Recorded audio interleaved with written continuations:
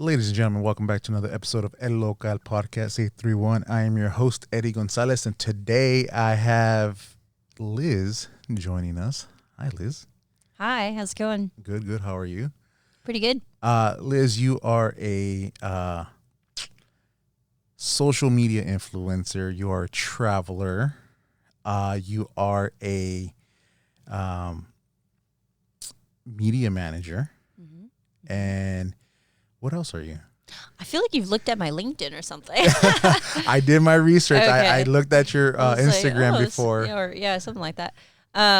Wait, what was the question? So what else are you? So you're social media influencer, you're a traveler, you're a media manager. What other titles do you have under your belt? Oh my gosh. Let me see. Well, I've done a lot of voiceover work. Okay. So I love doing voiceover things, working with different projects online. I'm super into AI, so I'm creating a lot of things in AI right now. Let's see. I manage other people's social media accounts, but you kind of divulged in that. So I feel like you got a good idea. Okay. Yeah. Okay, yeah. sweet. And so right away, what I want to get into is where you're from. Okay. So from Salinas? Mm-hmm. So born and raised in Salinas? Yeah. Okay. Tell me a little bit about Salinas, like your experiences growing up in Salinas. So I have family that live out there, and I visit them a lot. They were born here in Watsonville, but they moved over there. But I feel like every single city has its own identity and its own way of how people describe that city. And I think it's different between like being born and raised and then just being raised in that city. So kind of tell me a little bit about what Salinas is to you and your experience growing up in Salinas. I would say it's pretty warm, vibrant city. Mm-hmm. Some parts are a little, sketchy, but I think they've gotten better with that. I would say it's very grounded community, very earthy. So I feel like you can feel very comfortable there. Mm-hmm. Yeah. Okay. And what is your favorite thing to do in Salinas? Because I know that a lot of people sometimes they don't leave Salinas, or kind of what is it that's in Salinas growing up that you really enjoyed doing? What I enjoy doing? Let me think. Well, I don't remember about too much growing up and enjoy doing, but I think I enjoy currently going to the open mics.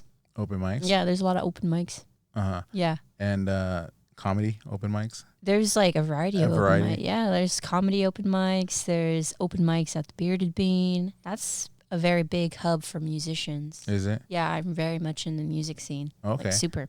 Okay. And so the music scene in Salinas, like, is it something that is growing that you've noticed? Is it taking off? There's a lot of good artists that you see coming in and out. Oh, yeah. There's a lot of good artists. I barely started going into the, open mics like maybe 2 years ago. Mm-hmm. But I've noticed a lot of different musicians create their bands there, and then they go to different places.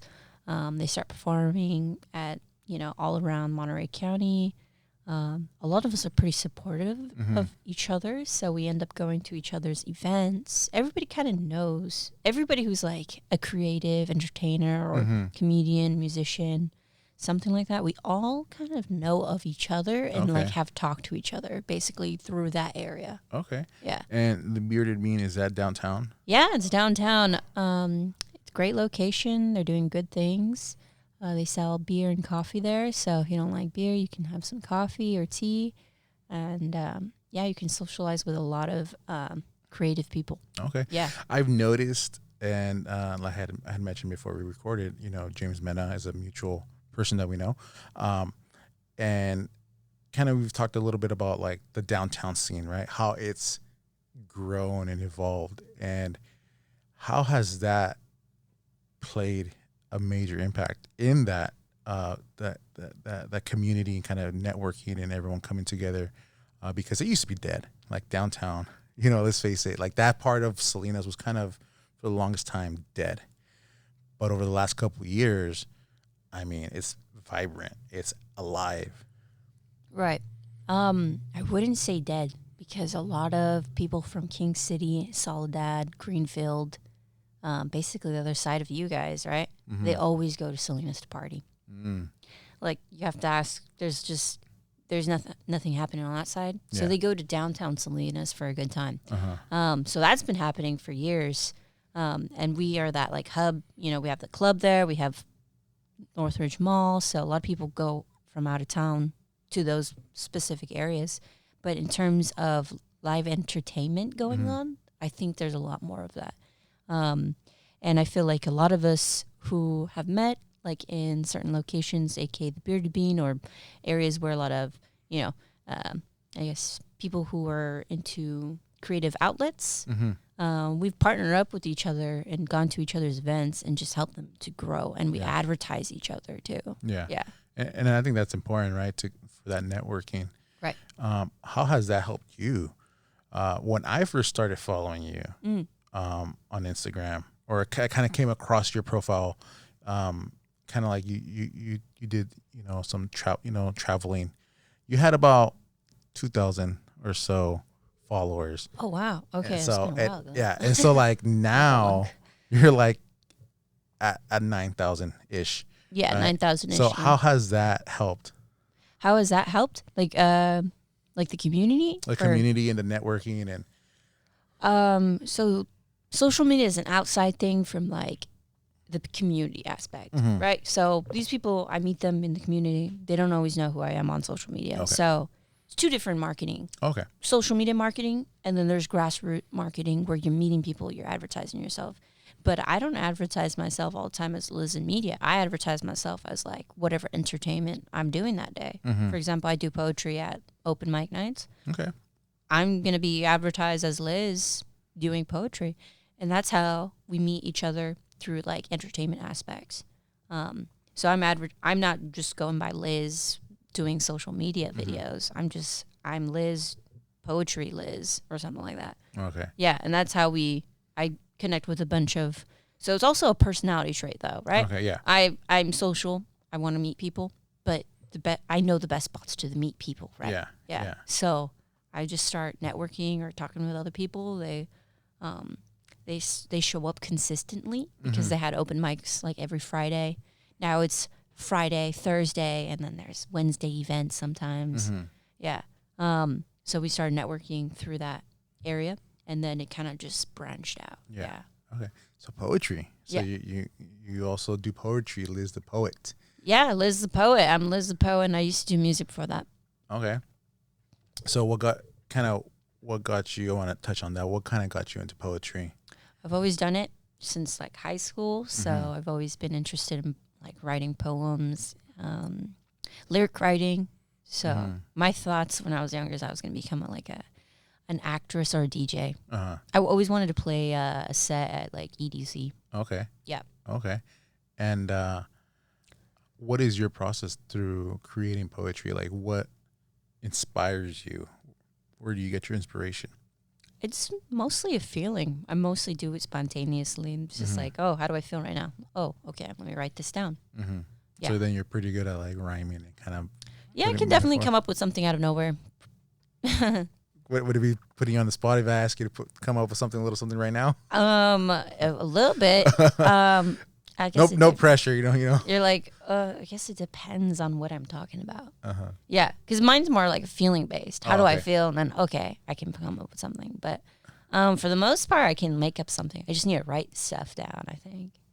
Like, if you wanted to sound good. Yeah. You know? Yeah. Okay. Yeah. Well, maybe we'll save it for later. Yeah, let me think of something. Yeah. So Salinas, it's growing. And so where did you... Watsonville, over the hill. I take my bill to Watsonville. There you go. It's a thrill. You know, It's a something. yeah. Yeah. Red Strawberry Hill. Strawberry. Yeah. Okay, a little something. We'll have to go check you out one of these days on poetry night. Yeah. So so the scene in Salinas, right? The networking, the meeting people. Where did this all kind of start for you? I take it like sometime more like in your adulthood when you're a teenager. Um, the, is there a moment that you're just like, all right, well, I'm gonna start doing this networking. I'm gonna start meeting people, start doing videos. Hmm. Well, I would say it started when I started Liz in Media. So, Okay. so it was like 2 years and maybe a half, a couple months. I don't know. Around there. Yeah. Yeah, 2 years and a half, I think. I don't know. Something like that. Yeah. Um, I was working at a nonprofit TV company managing the company's account. And I thought to myself, why don't I do this for myself? Or no, wait a minute. I think that was when I was working for a car company managing their accounts. I think it was then. And videos were blowing up. Mm-hmm. So then I had that idea, like, let me just make videos for myself. Some of the videos were blowing up, and I wanted to put Salinas on the map. And Okay. yeah, so I started making videos about Salinas, like places to see in Salinas. That Mm-hmm. got some attention. And I thought, like, wow, people don't go out or something, Mm-hmm. because I got comments saying, I've never heard of this place and I live here. Or like, oh, I didn't even know this existed. And I'm like, what the heck? You're from Salinas. How do you not know about it? Yeah. So it made me think, like, most people don't know what they have in their own city. Mm-hmm. So they go to other cities to look for events, or they just don't think about what's going on in their own city. Yeah. Right? So then I was like, okay, let me start making videos about my city, seeing where people have gone, what they think about it, that sort of deal. And then Mhm. I started expanding to like Monterey, Mm-hmm. Carmel. I've done Watsonville videos too, Mm-hmm. just things like that. Yeah. Yeah, so I just noticed people kept commenting like, I didn't even know this was happening.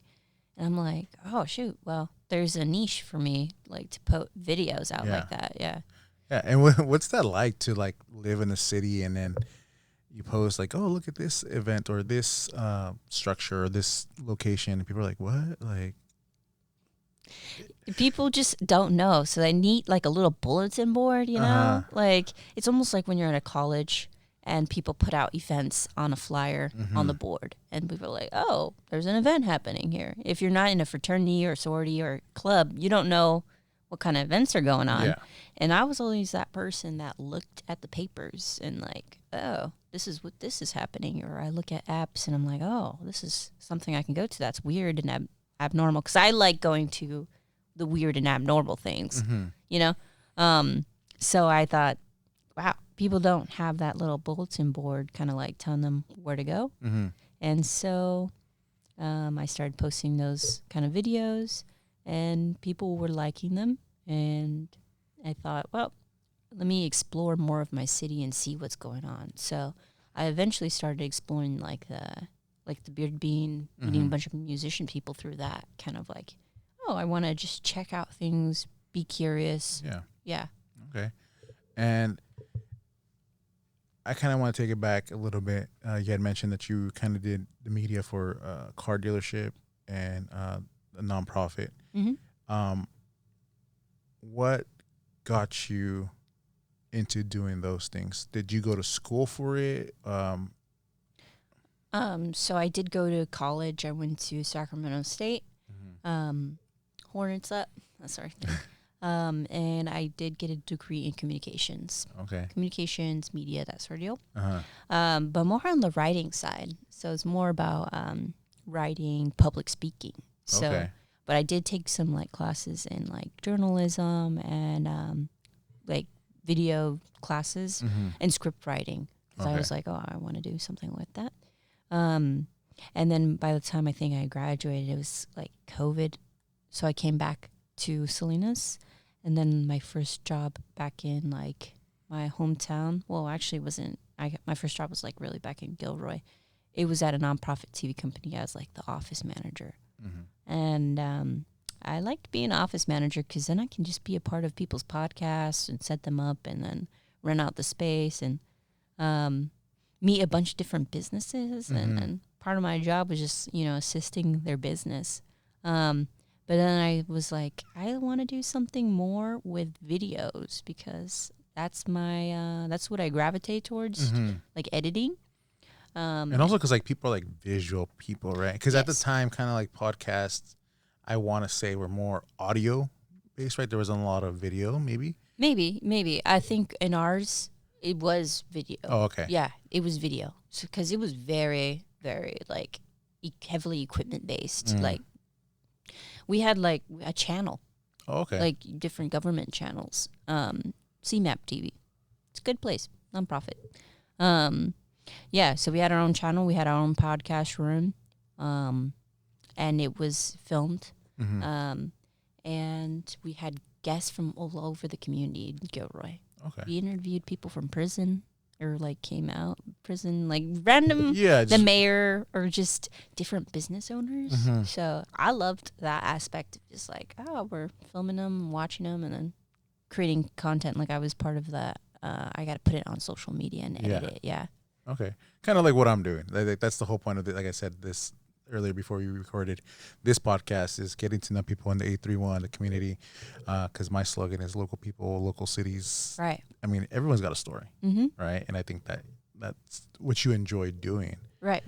Yeah. Yeah. You kind of had mentioned too that you're more like behind the scenes kind of person. Maybe did a couple interviews in person on camera, but you're not you're a shy person like on camera. Like, why is it that you kind of like didn't want to? It's kind of like, well, I don't know if I'm considered shy. I don't know. It's kind of like subjective, I think. But I would say I've grown up mostly editing and being behind camera. Like, you know, I've not thought of putting myself onto the camera all the time. Yeah. But I've always wanted to be an actress, but more of like a voice actress. Okay. Because at least with voice acting, we're not paying attention to like filming your face and things like that. Versus your voice, you can articulate and act through there. So I'm thinking, I was like, okay, I enjoy filming, more than I like putting myself on the camera. Yeah. So yeah. Okay. Like I see the beauty in like filming other people versus like, or even layouts and stuff like that more than just filming myself and stuff. Yeah. Makes sense. Right. So voice acting, have you kind of messed around a little bit with some of that? Like, have you tried any auditions? Have you tried to? Oh yeah. Yeah, I did a lot, especially in college. I did a lot for different people's projects. So like illustrators, people coming out of college, like they need people like voices, video game walkthroughs for YouTube. I've done like little commercials for people and their games, but mostly like people creating their own like, I guess indie type of video game or indie like walkthrough of their characters, that sort of deal. That, and I was a scare actor. A scare actor. Yeah, I used to scare people. Okay, where at? Scream Park in Sacramento. Oh, okay. Yeah. So I did a lot of, I love scaring people. That's like so fun. What was your get-up or? It would be like a hospital gown, kind of like Grudge. Yeah.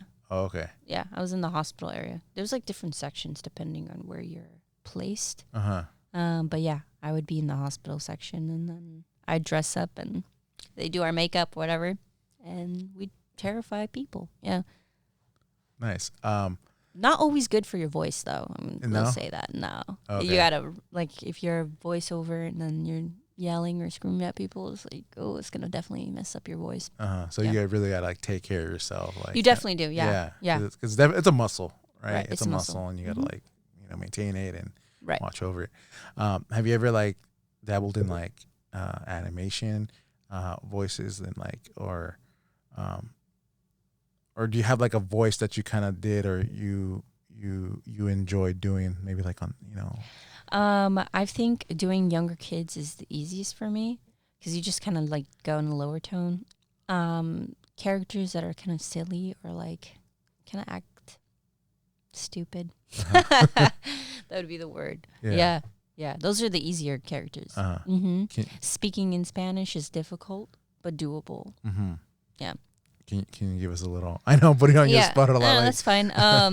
Little girls are like the easiest for me to do, but like I did one character for I think 2 years. I did her, but my name's Michaela and I like eggs. Yeah.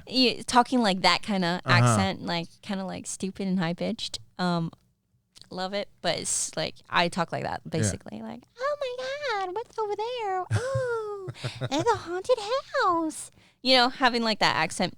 And then there's like other kids, like little kids. Like my name's Aaron Brown, and I don't have that very many friends, but kind of like different pitches and stuff. Yeah, yeah. And it takes a lot of practice, It takes practice and it takes editing. Editing. I have to edit my own voice. Uh-huh. So like it goes always back to like I like editing. Mm-hmm. So you have to like editing Yeah. because you got to edit your voice, you got to send it over and make sure it's good.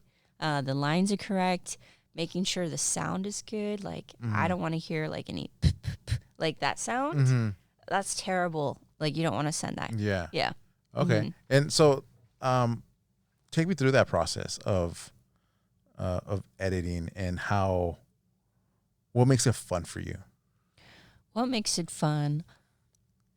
It's a tedious process. The outcome is what makes it fun. This like basically what you put out and like how like, oh, you know what?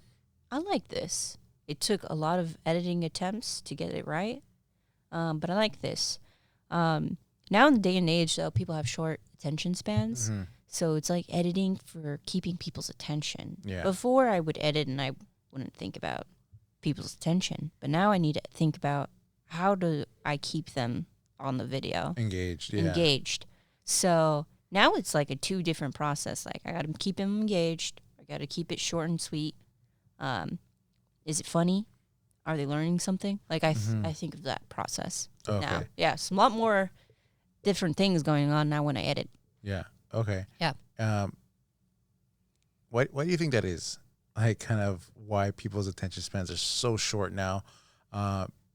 Because I still love to like put on a YouTube video and watch a 26-minute video and sit there. Right. Are you actually watching the full video? Yes. Oh, that's crazy. So yes and no. Yes and no. Okay. It depends, right? So like, for example, there's this guy that does food videos and he travels the world. Sunny, I forgot the name of it, but he wears a red bandana, and so he goes around different countries trying.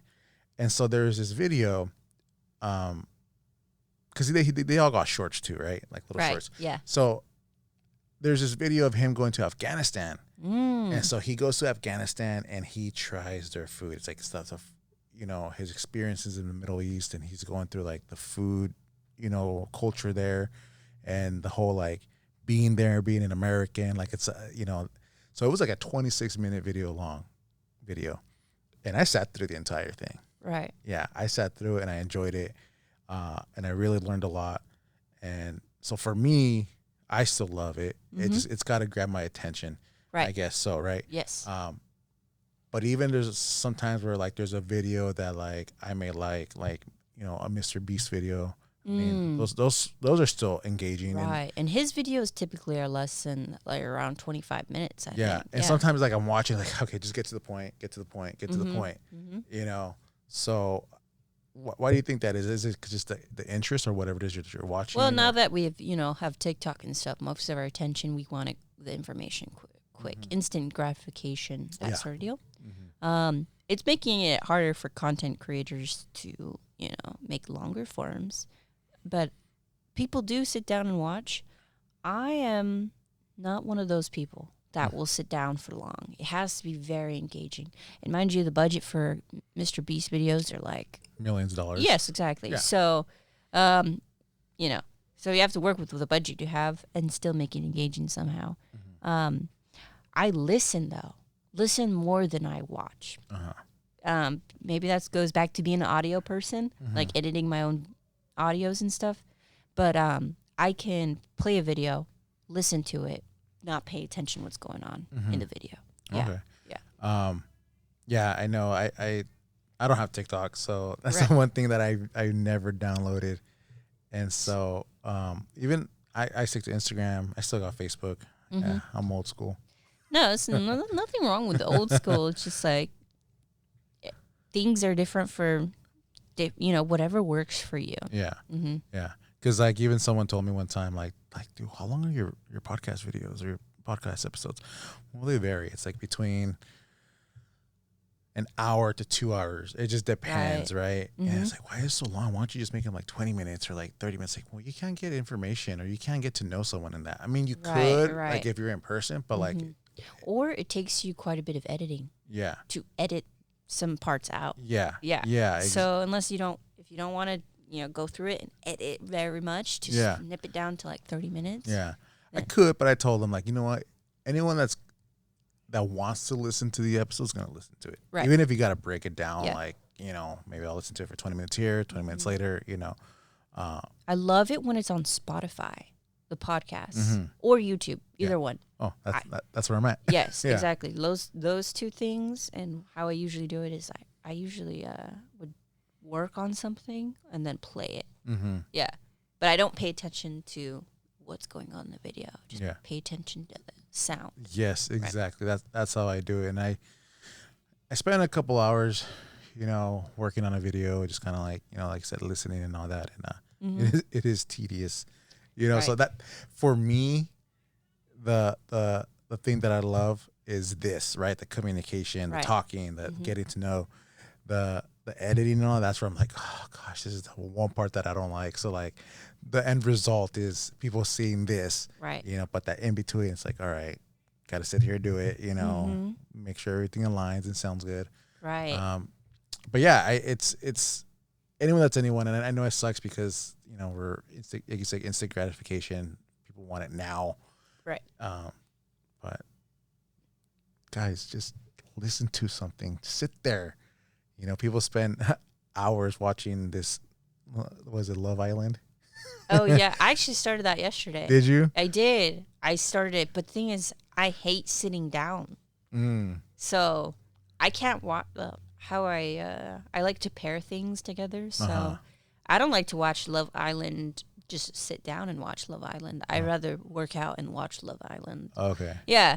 I don't like to waste my time. Okay. So I need to doing something. Yeah, that's how I usually listen to podcasts. I'm usually if I'm driving here, I was listening to an audio driving here. Yeah. Yeah. So. Yeah. And that's what I do too. Like I'll be working on something. I'll play something on TV in the background, or like those hours watching Love Island are not gonna go to waste. Yeah. Like that's how I think of it. Yeah. Yeah. If I'm gonna watch crap TV, like I'm not gonna just watch crap TV just to watch crap TV. Yeah. Yeah. Oh man. So sit through this. You'll learn something. You're learning something now, people. Come on. Yeah, I made some Love Island AI images too. Did you? Yeah, because I'm super into that. So I made 831 Love Island. 831. Yeah, like that concept. I thought it would be funny to Yeah. So I posted something the other day. It's like my Love Island was like Rock of Love. Oh yeah, Rock of Love. And then the Flavor Flav one, like Flavor of Flav. Love. And then there was New York. New York. Like that was my Love Island back in my day. Yeah, like, I don't know. Love Island, I mean, I'm only on the second episode, so it's all right. I think people have blown up what people say on that show. Yeah. But the content of it so far, episode 2 is like, eh. Yeah. Yeah. So you come back to school, you graduate, you come back, COVID time. Right. What do you do? What did you do? I mean, everything shuts down. And I think a lot of these conversations now like revolve around COVID and during and after, because everyone started doing something. So you got your degree and you come back home, COVID hits. Like, what do you do? Like, you can't really put to practice what you learn and what you earn. Right. So what was your process during that time? Like, what'd you do? Well, that's when I started Liz in like media stuff. So, I don't know. Sometimes people thrived in COVID, and others obviously didn't because it was a hard time. But that's when I got really creative on certain things, like creating content. And I started like a business selling clothes and stuff. So I do that too. I started that during COVID time. And I've sold a lot of clothes through there. So I'm super I have like many interests. So I started doing a lot of my interests, and then I started working Many titles, many interests. Many titles, many interests, but staying working in those interests. Okay. So I guess I try to choose jobs that are related to my interest. Mm-hmm. Yeah. Or where I can grow my interest. Mm-hmm. So And what was your job? Well, Liz in Media, right? So you started Liz in Media. mm-hmm. Did you kind of have a direction of where to go? Kind of like, Yeah, I saw a video on TikTok about someone becoming a social media manager. And I thought, wow, that's so easy. I could do that. mm-hmm. And then I was like, I'm going to start it. But I'm going to start it for my own job. I'm going to pitch it to my boss. Pitched it to my boss. She changed my position from office manager to social media manager. Oh, wow. Yeah. That's the nice thing about working in the nonprofits. Like, some jobs are not very set in stone. You might be able to change a job, or you wear a lot of hats. So you got to take advantage of that, right? Mm-hmm. And then she let me work as an office manager. The social media manager. Social media, yeah. So okay. Yeah, that's how I got into that. I saw a TikTok video. I was like, oh shoot, that's manageable. That's easy. I could do that. Did it, and I've done it. Is it easy, or what are the difficult parts of managing social media accounts? The difficult part is that you're online a lot. And it can take some time on your mental health if you're online too much. Mm-hmm. So I do put in place I got to realize this is work time, not scrolling time. Mm-hmm. But then sometimes when you scroll for fun, right, you're still online scrolling for fun. Yeah. So I just got to separate okay, this is work time to work, not scrolling for fun, and then making sure I'm not on there too long. Yeah. Mm-hmm. But that's why you got to charge people high rates too, Yeah. because you're online all the time. Yeah. Right, exactly. And so your boss changes your position title. Yep. You're social media manager. Right. You're starting to manage them, Mm-hmm. and you're managing other people at the same time, or how many people or accounts or businesses you take on at once, or You could take on several. Mm-hmm. I've taken on 3. But the thing is, right, you always have to put in a certain boundary, because sometimes businesses want you to not only create their Instagram account or manage their Instagram, they want you to manage TikTok.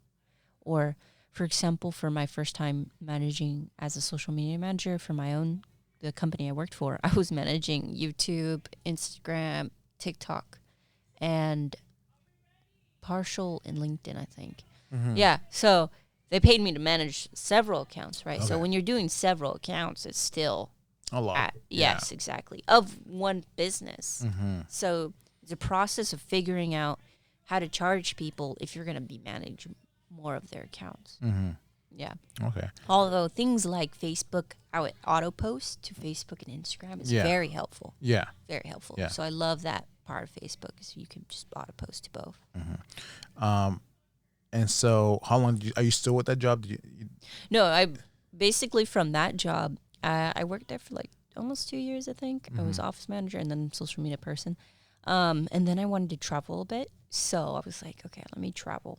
Because I think that's when COVID was barely, not ending, but I think we were 2 years into COVID at that point. Mm-hmm. And I wanted to do some traveling. So I thought I'd rather just take being a social media manager full time. Mm-hmm. So I started doing that. So I traveled, and then I knew I was getting a social media position with a car company. Mm-hmm. And then I was running their accounts, but it's multiple accounts. Yeah. Yeah.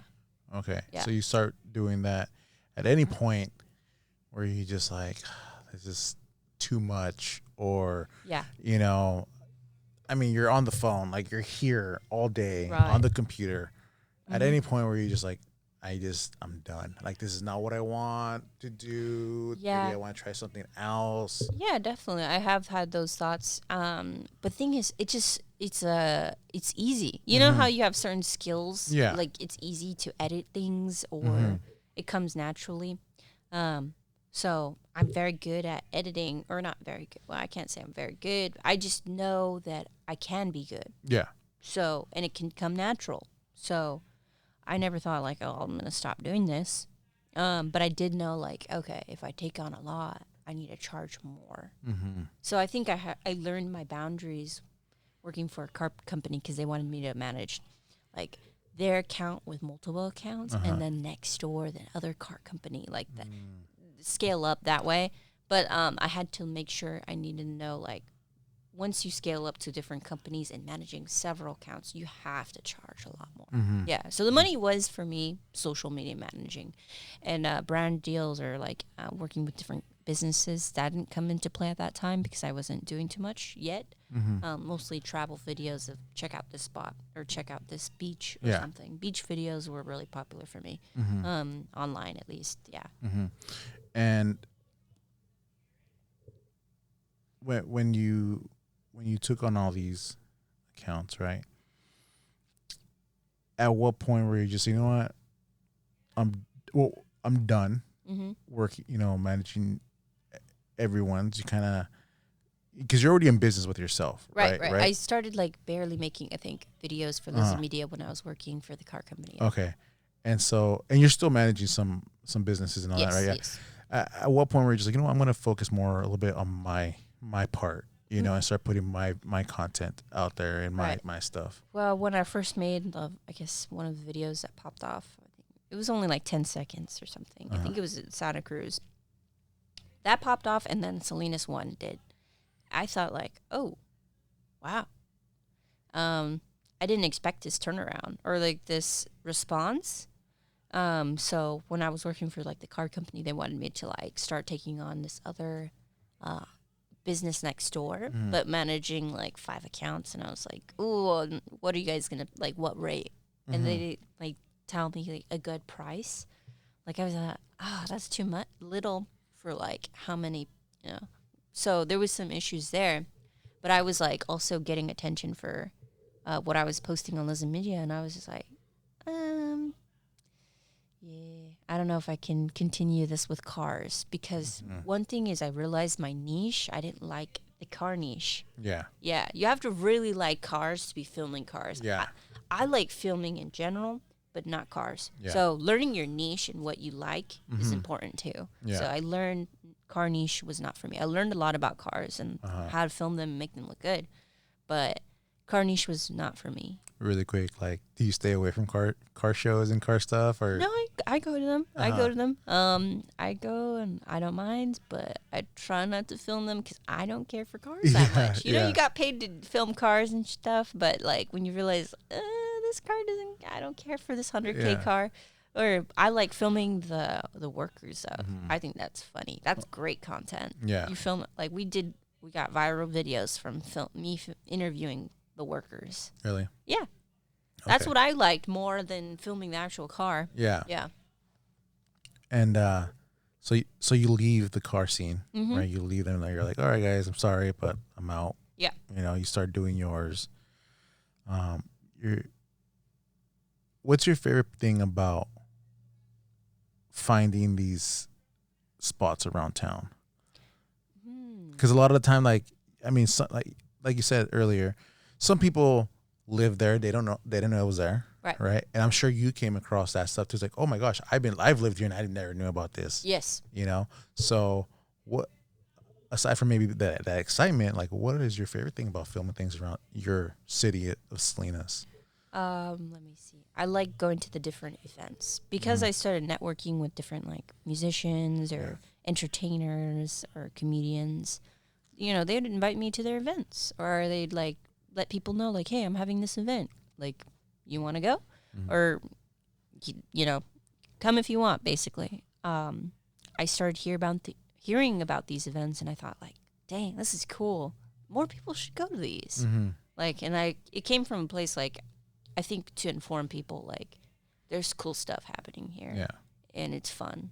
And you guys should definitely check it out. What was like your discovery? Like, oh my gosh, I didn't know this was here and I lived here. What was yours? Well, Nerdville, that was a discovery I didn't know about. That was really cool, and I'm glad I went. Yeah. Yeah, that was one. Not particularly in Salinas, but yeah, in Watsonville. Like, I didn't expect the voice actors that came because, I mean, Nerdville was a little smaller convention at a high school, right? I've never been to a convention at a high school, and then it was only $15, $11 if you got it like a few months in advance or a month in advance. But like, it was a good turnout. So that's kind of like, oh, that was a shock right there. Well, just being so close to the voice actors, asking whatever questions I wanted. Yeah. Yeah, no, it was a good event. Right. And for those who don't know, I wasn't able to be there due to a family emergency. And like I told you off screen, like I'm the MC, I'm the host there of the event. And yeah, I think from what I heard and what I saw, like it was our best one yet. And we keep on getting better and better and better. And just by our conversations about as the team that puts it together, there's good stuff that are coming. You know, like I think, you know, we already have the date for next year. And yeah, to bring guests like that here is cool. So that's cool that's something that you really enjoy. Because I usually go to bigger cons, like conventions in Sacramento, LA, Comic-Con, San Diego. Like I go to those. You've gone to Comic-Con? Yeah. Well, last year I went with work too. I paid for my little trip there. But yeah, I did. But I took advantage. I was like, heck yeah, I'm going to Comic-Con while I'm here. On a budget too, budget friendly stuff. And, but yeah, I'm used to going like medium sized conventions, not small ones. But I'm realizing in the small ones, I can like talk more to, you know, some of the voice actors that go there. It's more personal. Yeah. They can't, like it's smaller space. It's cheaper and it's like local. So you're supporting local people. And they had a band there that was playing like really good music, like anime music and just video game music. I was just like kind of like shocked, like what the heck, that's in Watsonville. What? Like didn't know that would happen. And then some of these voice actors are voicing current characters in like animes, like One Piece actress was there, and also like I think I forgot her name, but she voices characters from My Hero Academia. So very relevant current voice actors were there. Yeah. It's a good group of people. No, for sure. And for Killer sure. Clown, like what? Those people were filming in Santa Cruz locally. Like, Did you know about Killer Clowns prior to? I've heard of that, but I didn't know that was a local. Like they filmed it in Santa Cruz, from what I've heard. Yeah, Santa Cruz. They filmed it here in Watsonville. Yeah. The Chiodo brothers. I mean, they. I wish I talked to them. I was a little nervous to talk to them at their booth because I don't know. But those are the people I want to talk to. Like, you did this stuff here and it got big. That's great. Yeah. They had the night before they had a Q&A showing of the Dang, of the I saw that and I didn't go to it. Yeah, I was just like, oh. Yeah, and no, it was a good time. It was a good time, but they love coming here. And I think because this is like the second time they came down here, and they love coming here. They love Watsonville. They love this area. Right. And so I love like talking to the people that film locally because you can learn a lot from them. Yeah. Yeah. Okay. Well, and I mean, you're a filmer in a sense, right? Locally, right. You know. So I mean, and I'm learning a lot from you too. And what is your also favorite? Because you also do some food stuff, right? A little yeah, definitely. So yeah, I have a lot of food collabs, or a few coming up actually. So what is your favorite? Well, have you been to like a lot of the cities around, right? I've been to a few, Okay. Like, So what is your favorite place to visit to go eat? Favorite place to go visit to eat? Oh gosh, that's a hard one. Let me think. I mean, there's so many options. I mean, I love food myself. Like, right. Like in different cities, or let's go different cities. Yeah. That you visited. You know, like if you're gonna go to the city, you know you're gonna be here. Like, you know what? That's the place I'm gonna stop by because I know I'm not gonna be here for a while. Yeah. Oh gosh. So I used to hang around in Santa Cruz before I hung around in Salinas, of all places. I didn't start going to the nightlife in Salinas until I like moved back to Salinas. But even then, I barely started doing that like 2 years ago. But before that, I was hanging around Santa Cruz a lot, and I love like the different foods in Santa Cruz. But Moe's dumplings, oh, that place is good. Moe's dumpling, very delicious. And then Watsonville, I don't eat too much out here in Watsonville, so that's why I asked you like about what food places you recommend. But I'm always going to that freaking hot dog place. Taylor's? Yes. Okay. The little hot dog, like in the center. Yeah, I've been going there for years. Really? Every time I go to Watsonville, I go to that place. Okay. Because my family grew up kind of like going to that place because I guess it's super old, right? Yeah, it's like Yeah, like a 50. 50s. Yeah, around there. 40s, 50s, yeah. So my mom grew up going there. And so every time we passed by Watsonville, we'd go to that place because the hot dogs were like, I don't know how much they were at that time, but I think they'd gone up in price because I think it's like $2 now. But They're like $2.50. Yeah, they kept cheap prices. And I like that they've kept the cheap prices. And, you know, you could just grab a cheap hot dog with like, I don't know what stuff, but always went to that place. Yeah, that place. Taylor's Hot Dogs. Yeah, my dad would tell me like, dude, I remember when hot dogs were like 5 cents. Yeah. You know, and I still remember as a kid them being 50 cents, 75 cents. And then when they went to $1, people were like, what the heck, dude? They're $1. Like, that's too much. Right. Like, so I still remember the price increase over the years. Because there's 2 of them. Oh. There is 2 of them. So the one here in Watsonville, and there's another one in Visalia. Oh. So in Visalia, it's also Taylor's Hot Dogs. Same aesthetic, same building, same sign, everything. But from what I've heard, because I know being here, like the hot dog recipe has changed over the years. Probably, yeah. Because I only come every few times that I pass by, yeah. Yeah, and then, but from what I've heard, and it's on my bucket list to go take a drive probably this summer, the one in Visalia, they still have the original recipe. Oh, so you're like... That's what I want to go, the original recipe that they used from years ago. So, has anyone gone to that one? Let me know in the comments. Let me know. Send me a message. Have you guys gone to the Taylor's Hot Dogs in Visalia? I'm curious. So, is it the same recipe? Huh? So, let me know, people. Let me know. You kind of almost got to, try it one day and then go to Visalia. You know, see the difference. Yeah. Yeah, and that's another thing I want to do is I want to go to different food spots, like chicken places, and like which chicken sandwich is best. Like I thought of like, okay, we're getting a Raising Cane's in Salinas. So, and we already have Angry Chicken. Angry Chicks, Angry Bird, Dave's Hot Chicken. And we have Chick-fil-A, like all within the same kind of area. Yeah. So I'm curious to like, and then we have Walmart has its own chicken sandwich. And so I'm like, all right, it'd be cool to do a video of like getting a chicken sandwich from each and like, okay, let's try it. Yeah, exactly that. That one time I was on a food podcast for that. I don't know if they're ever going to do that again. Like there was a food podcast, Pillman Salinas, about like trying random foods and stuff. Really? Yeah. But I was only on one episode, so I don't know if they're going to do more. But El Local and Liz Media collaboration. Oh yeah, on like trying foods. Trying foods. Yeah, I'm down for that. Yeah. I used to on my personal page. I used to do that. So I have some videos and all that of trying local foods here. It was kind of like, because my buddy's all like, "Hey, dude. I mean, we're big guys. Like, dude, we're big guys." He's all, and people are gonna trust us if we go try food. Oh, I see. So why not go start doing videos? So our first video. That I did, it was with him and our coworker, friend of mine, Popeye's crispy chicken sandwich. Oh, so that was our first video. Did it, we posted it up. I called it Local Eats. Oh, that was the channel or the videos. But yeah, videos of food. I mean, people love to eat, right? You gotta eat, right? Yeah. So.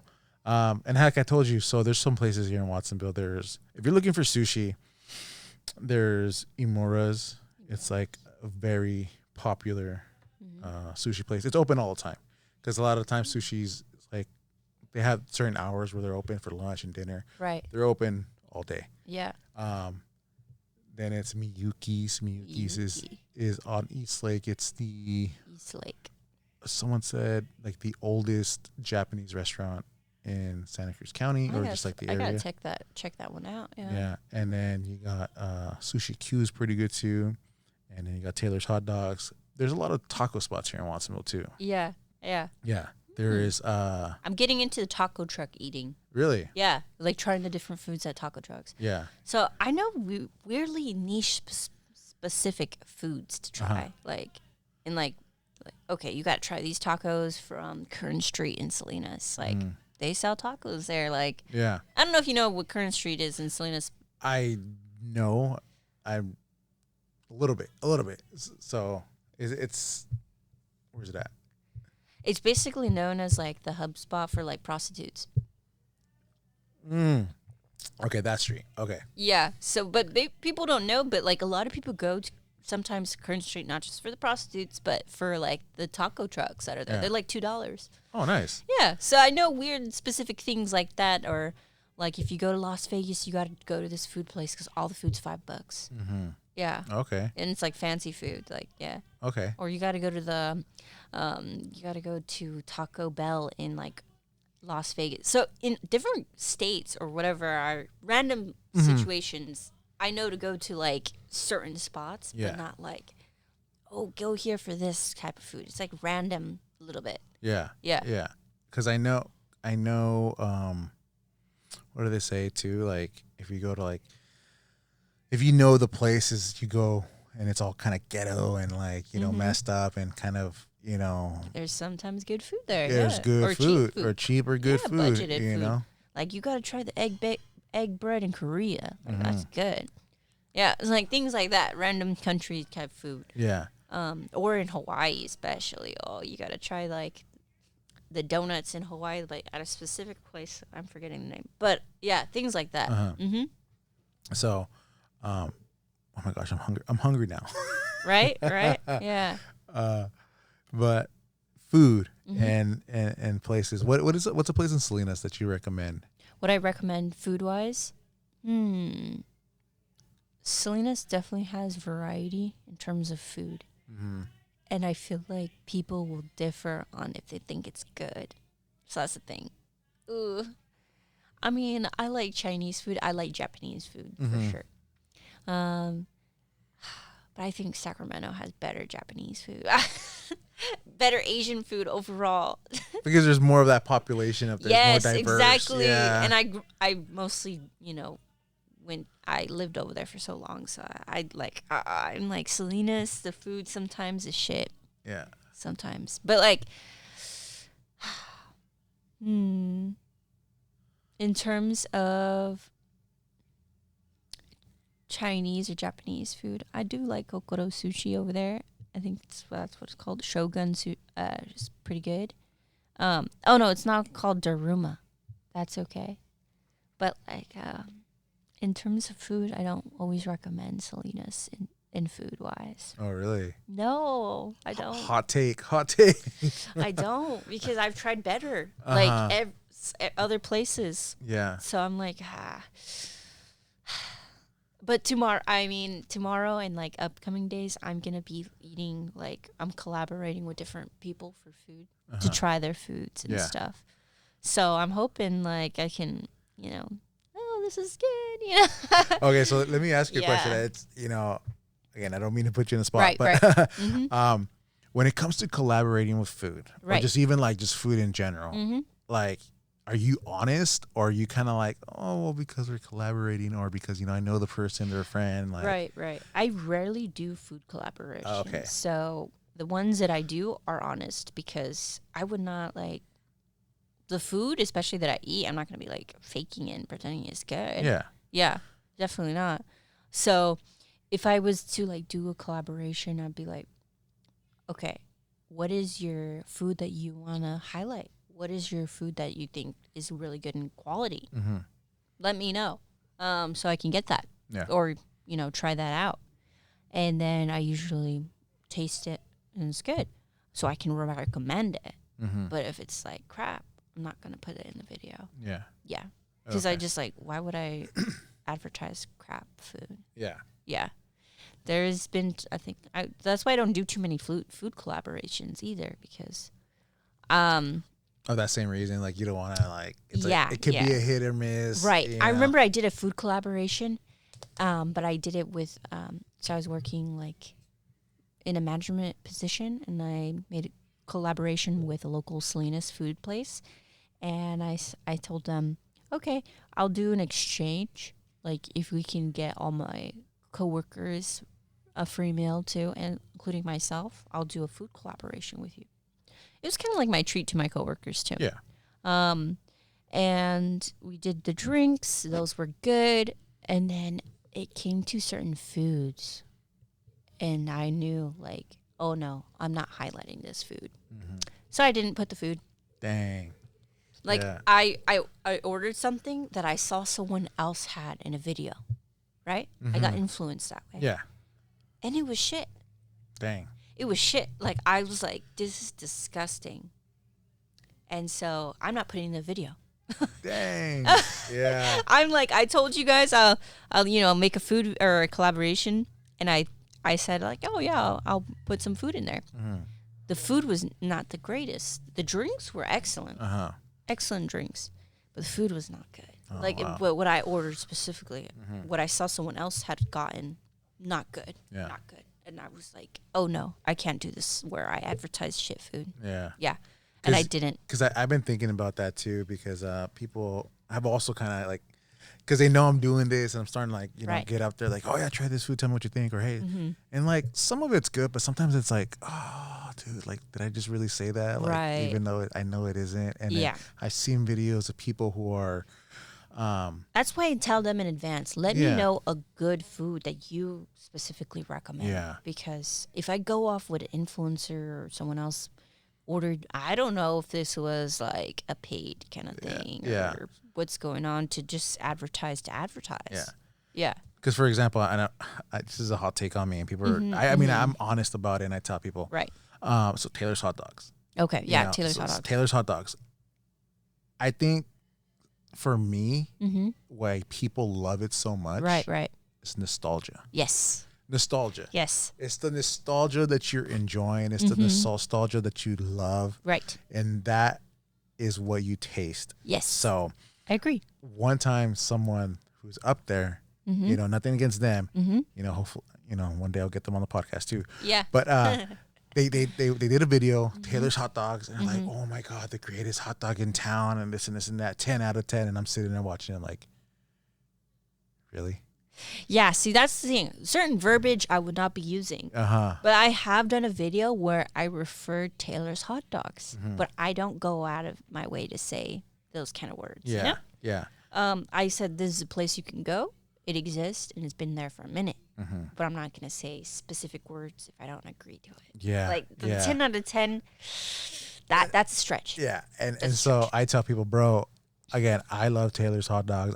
I grew up, eating it, and there was that time and period where it was still like solid. So I remember those flavors. Right. Right. And so to me, it's like Taylor's hot dogs, as much as I love you and as much as it's nostalgic for me, it's my childhood too, and my family's childhood. It's like a 4 or 5 out of 10. Yeah, it's all right. It gets the job done. It gets the job done. You're eating nostalgia. Yes, exactly. So and if you're used to passing by. Yeah. So like, of course. So I tell people that, I love it, but 10 out of 10, bro. Like, I don't know about that. But I love when people go into my comment section and they disagree with me, because then I like hearing their perspective too. Yeah. Yeah, exactly. And I think that's important too, because like everyone's taste buds is different. Exactly. Right? 100%. Yes. So you're going to get some flavors, some people's, Right. That's why for me, I can't recommend the Asian food that much or what in Salinas, because I went to Sacramento. There's a lot of Asian population over there. Yeah. The food was, I knew where to go. I know we're like, oh, this is delicious. You got to go to Stockton Boulevard, get all the Asian food there. Yeah. And so that's why I'm like, when you ask me what's your favorite spot, I'm like, ooh, I don't know. Maybe some. I plead the fifth and no comment. Exactly. Yeah. So I and because I told you, like, I want to get back into doing food videos. Right. Like, I'm going to have a guideline of how I rate food and everything. And my whole thing is always, look, try everything once. Right. You always try everything once. If you don't like it, you don't come back. If you like it, hey, you'll come back. Right. But I always tell people, regardless of what my experience is and what conversation we have about food places, you need to go try it out for yourself. Yes. To make that, yes. make that judgment, And I think it's honestly best to refer to the person creating the food, like asking them, what is your best deal? What do you recommend? Because typically they know what people like the most. Yeah. So and you're going to put more effort into it. Yes, exactly. They're going to put more effort to it. So every time I go to like a restaurant or even a coffee shop, I ask the person, like, what do you recommend? What do people like? What tastes good? Yeah. They'll tell me their honest perspective, like, oh, this drink, take this one or get this food. Versus in social media, you don't know. Like, is that actually good? I Mm-hmm. don't know, because I ordered what someone had ordered, and I was like, It looked good on it video. looked good. The idea was Uh good. huh. The food, no. Yeah. Yes. 'Cause So yeah. what do they do with like major fast food chains? They heighten the video or whatever. They get the burger and they gloss it and they make it look all juicy and big. Right. And then you go and you have it and you're like, oh, it's all Is it? flat. Yes. Is it actually that? And I've worked for food restaurants, right? Uh huh. I managed like accounts for food, so I Mm-hmm. get to see how it's made, and it's crazy. I get to see now, like, oh, okay, Yeah. the restaurant experience. I'm the one filming to Uh make it huh. look good, right? And oh, okay, yeah, it's tough. But sometimes the food that doesn't look the best on camera Uh huh. is actually freaking tasty. Really? Yeah, It's like the opposite. it's the opposite. Yeah, yeah. Because I'm like, oh, this doesn't look pretty, but like, damn, that's good. Uh huh. Yeah, Dang. yeah. So then, it's like, damn. So that, like you said, you could be influenced just by the image, Mm-hmm. but like the stuff that doesn't look pretty can actually taste so good. Mm-hmm. It can taste very good. And I'm doing that because I've been like the person trying the food, and I've been the person filming the food, and Mhm. like I see, yeah. Yeah. Mm-hmm. Dang. Okay. Gosh. All right. I'm hungry now. No more talking about food. Yeah, right, right, yeah. It's lunchtime. Yeah, exactly. But yeah, so that's why I don't do too many food collaborations. But the thing is, people will like those food collaborations. So I keep in mind that maybe I should do some. And that's why I ask in like stories sometimes. I'll ask like, what do people recommend in this area? What do you guys like? I try out what people in the comments usually post, or at least in the story. Yeah. Yeah. Yeah. I go to places based on that. Are you very? Do you engage a lot with your followers and your people, like on the comment sections? And do you have like some sort of disagreement sometimes where people are kind of like, Yeah. "God, dude, just shut up," or like, Oh, yes. Oh, especially when I was barely starting out, dude, people would freaking fight in the comments and stuff. Um, people are, everyone's going to judge you no matter what. mm-hmm. Everyone's going to judge no matter what. And so you'll get comments, and sometimes people don't think about it when they comment, but like, I remember people would get mad because I was filming the beach, like different beaches, and people would be upset. Like, don't make these beaches known. Especially Santa Cruz, for whatever reason. People don't want people to enjoy Santa Cruz beaches Oh my or gosh, spots. that's a whole other thing right there. But yeah, go on. Yeah, so people would be upset at me for filming, like, oh, the beach or like this location or somewhere, right? And they'd be like angry in the comments, like, stop, you're the reason why the beaches are trashed or something, which I could see why they would say that, right? Yeah. So I started adding into my like story or on the the description, clean up after yourself if you go to these beaches. I Yeah. started adding that now, or like images of getting like cleaning up the beach, because people were just like angry that I was sharing it. Yeah. So certain comments like that, I'd be like, I do disagree and I agree with them at the same time. So I could see why me advertising it, and if the video blows up, people will go more and possibly, trash it up. Yeah. So now I've changed my little marketing. If I manage certain or create beach videos, sometimes I'll create the beach videos with like cleaning up after yourself, or I'll put it in the comment section. If you go here, make sure you clean up after yourself. That's what I change. Yeah. Okay. Yeah. So I disagree and I agree. But then there's certain stuff that comes out, like businesses that you don't expect. Like certain businesses have cults, or like business owners have done things, and you're like, shoot, I didn't know this when I was filming here. Yeah. Yeah. Yeah. So that's the things people start exposing in the comments. If you post this person, you're supporting whatever they did. That's our deal. Yeah. Yeah. Dang. Yeah. People are ruthless and harsh. Yeah, but I mean, you don't know. Yeah. Like sometimes, like maybe they did assault somebody. Maybe they do have a cult. Maybe they do this or that. Maybe it's true. So I had to research, like, is this place a cult or what's going on? And sometimes it was true. Dang. Like some of the stuff people said was true, and I'm like, oh shoot. Here you are, just like showing that you went to like a food restaurant, not thinking much of like, oh, you got a coffee, whatever, and then there's a whole backstory. Yeah. Do you ever just like take videos down, or you just like, don't post. I'm like, well, shoot, I like going to this place and I've been going for years. Like, I didn't know the owner did this. Like, or yeah, so it's a conflict of interest in my mind that goes on. Like, should I keep going to this? I actually enjoyed it, but it's like, do I want to separate the drink from the person? Can people do that? Can they separate the person from the product? Yeah. And just judge the product versus judging just the person. Yeah. Some people have a hard time doing that. Yeah.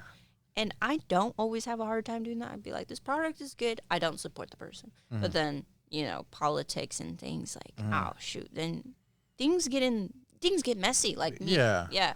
I mean, it's just such a fine line, such a thin line. Right. Yeah, you could lose a lot of people from posting politics. And I know I did a post on something political in Salinas happening about the president and stuff, the King's Day. Yeah, people were upset too. So whatever happens, like, people will judge no matter what. I know. Yeah, I know. Because I myself, one thing that I've learned with this podcast and kind of just like business in general that I've learned from people is like you don't want to mix personal and business, right? And so I get a lot of, I don't know, I don't get hassled, but I get a lot of, or backlash. I get a lot of questions sometimes like, well, why aren't you posting this or saying this or, vice versa, this and this and that. Right. And it's like, well, one, like, whatever beliefs I have, right? And there's things that people agree on, people that don't agree on, right? It's like, you can't mix them, And I took this class. Gonna take some, like, it'll be start fire, Yeah, exactly. And I took this class through Arte del Corazon that we had with someone. And they told us the same thing. Like, if you want to grow your brand, if you want to grow your business, this is what you got to do. This is one of the major steps. You can't always mix. You can't always mix. Yeah. You got to keep it separate because, either one, yes, there's a chance where you might get a following, you might explode, but the risk is more than the reward. Right. And so, like, I tell people, hey, Ed Look At podcast, it is what it is. It's about people, but I can't. Yeah, because it does start, like, I've seen the results of that. And sometimes I'm a risk taker. Like, I know this can, like, not do well. Yeah. But I want to do it anyway to see. I take notes of the result of, like, certain videos. And I'm like, okay, I know this ain't going to do well. I could take it down. I could take a lot of my videos down. But then, there's a story behind it. I learned something of, like, the outcome of this. So... yeah, but I try not to do, like, political too often. But I do get people, like, telling me, well, why aren't you speaking up on this? Or, like, you're an influencer. You should be doing something positive with that influence. But it's like, I'm not asking to, like, influence in that way towards politics. Yeah. Or I'm not trying to hate on people. Or, I'm just judging the food. I'm just judging, like, this is an event space. It looks cool. Yeah. Right. So, yeah, you really got to figure out the fine lines of that stuff. But, yeah, ultimately, I'm not trying to focus too much on it. Yeah. And as far as, like, Liz and Media, what is your blueprint that you follow, or the guidelines, or just kind of like the blueprints of how you structure your stuff? Auto posting is great. So I try to auto post things in advance. But when there's local events happening, it's good to post at least within that time frame of the event. And then I look at, like, the algorithm in terms of what does well at what time. So different platforms do different, like, time frames that are better than others. Yeah. Like, I'm posting more on TikTok now for Liz and Media, and I'm realizing, oh, this time frame works really well. I'm going to keep it at this time. Yeah. And then I know for Instagram, I'm like, okay, posting things in the morning and in advance is doing me quite well. Asking questions in my stories does well, where people can, like answer the question or do polls and stuff. I like that. The polls is great. Okay. Yeah. Where do you see what's been, like, the highest or the more you're building more track on what platform? And what platform? I hate spreading myself thin, and that's what I noticed as being a social media manager. Like, managing several accounts, you'll never get big on just one if you keep managing several, like, at the same time. Like, spreading yourself thin, you can't always be great at one. Like, you want to be awesome at one, right? So right now I worked on Instagram quite a bit, but I'm realizing I think I might want to move towards YouTube Shorts or YouTube. So I ultimately want to get that going. Yeah. More. So I'm focusing more and less on Instagram, more on YouTube. YouTube. Yeah. Okay. Mm-hmm. As your own personal, Right. which one do you enjoy the most being on? In terms of platforms? Yeah. Well, Instagram's come easy to me or easier, and I feel like I've come to understand it better. So I would say in terms of comfort, Instagram would probably take that. TikTok's fun too because at least on the Lizzie Media on TikTok, not a lot of people know me on there, so I can post whatever I want. Yeah. So there's like I can like experiment on TikTok to see what does well, and then repost on Instagram Reels or something like that. Yeah. So I do like that for TikTok. Is that because it's not a big platform yet, I could post and see whatever I want. Divulsion, for example, TikTok shop and like advertise things that way. Yeah. Yeah. So. Okay. Right now, you say you're managing many people.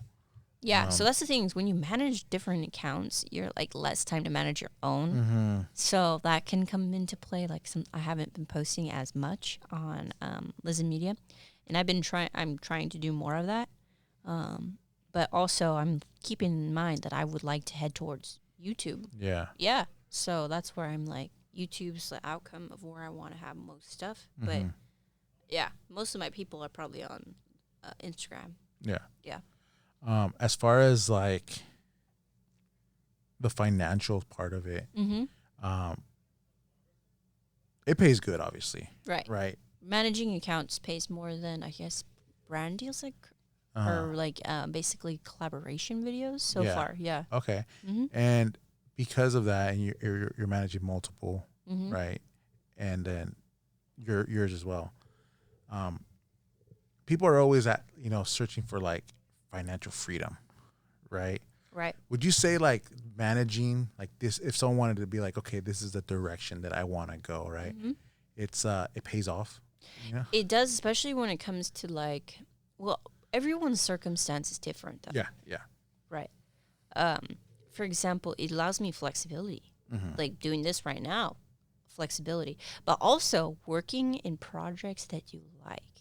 For example, when I was working as an office manager at a nonprofit TV company, I was doing podcasts, which I already like. So I'm getting paid to do what I like.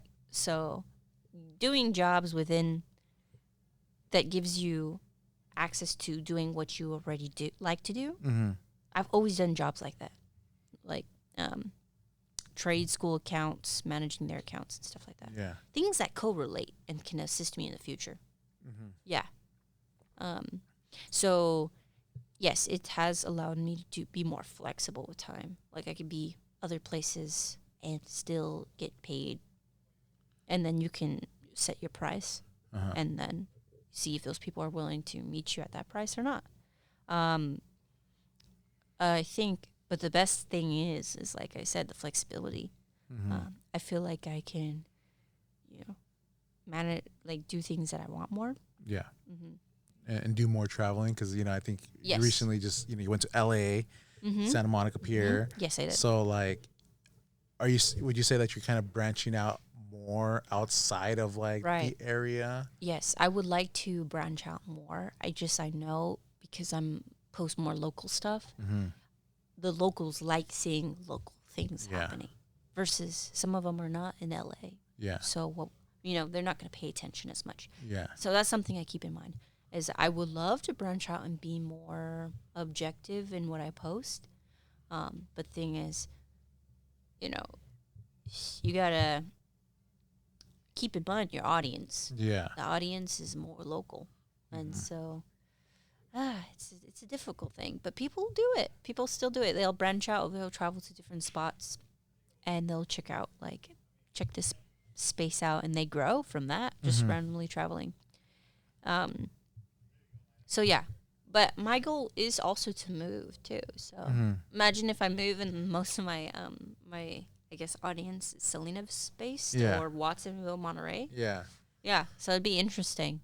Okay. how that would look like in the future. Yeah. Mm-hmm. What's a place, or where are you looking at? Where would you move Well, to?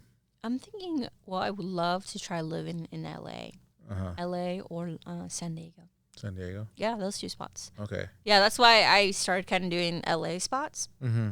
Just to build, like, see how that, let me do a video. Let me see how that looks in terms of response. Yeah. Didn't do the best, but I know local videos do better. Yeah. Like Nerdville did really well. Yeah. On different platforms too. So yeah, I would say LA, but Listen Media is just a small portion of what I do. I feel like because you can be a successful business without having a platform, like big platform. Yeah. So I don't like to get caught up in like that kind of business aspect. Yeah, because you could be a ghost social media person. What do you mean? Like, I mean, I've managed accounts for like trade schools and stuff. So like, nobody knows I'm Listen Media there, but I'm getting paid pretty good.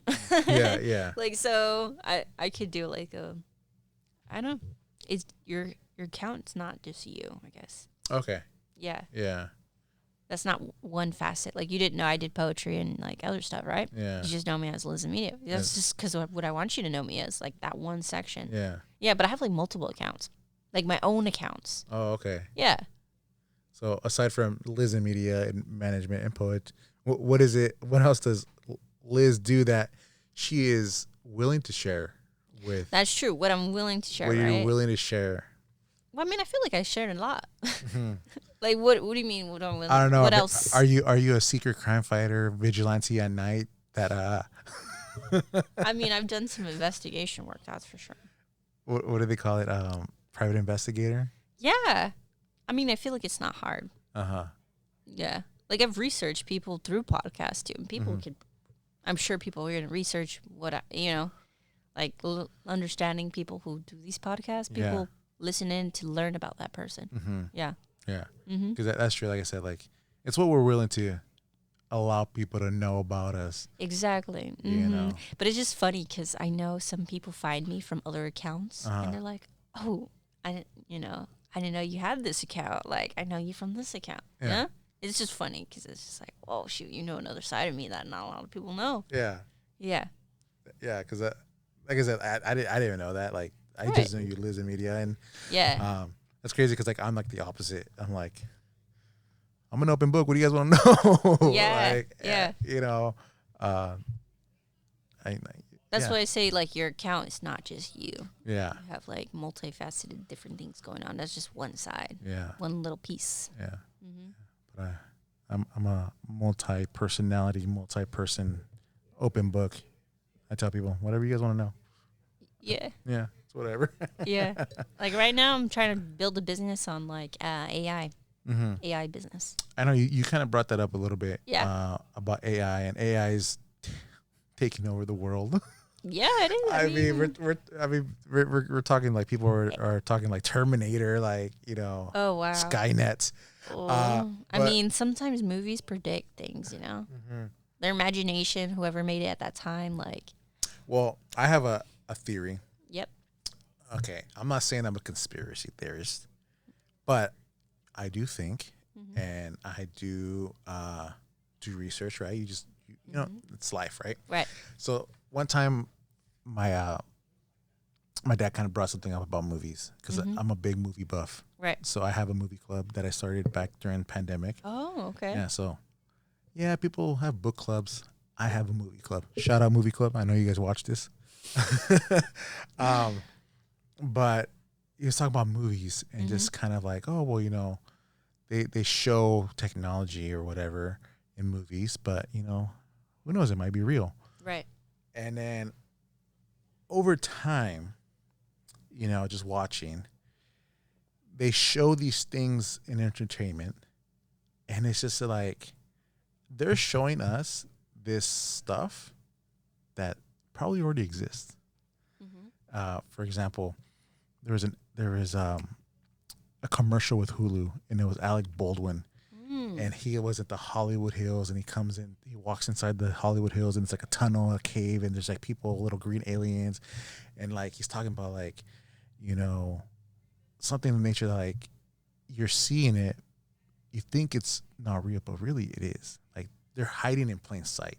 Mm-hmm. So I feel like if there's like a technology that they have that they show, like, for example, like a sci-fi, like it's like a laser beam, you know, military weapon. Well, years later, it's actually here. They probably already had it. They just rolling that out little by little. Right. You know, it's like Yes. they want to let people know.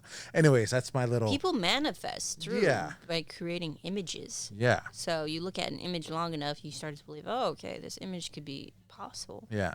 Yeah, that's like how, for example, people make mood boards or boards on Pinterest or something. They print it out. They have like a 2025 image list or something. Yeah. That I forgot what you call those, but you put it on something, you look at it long enough, it could come true. Yeah.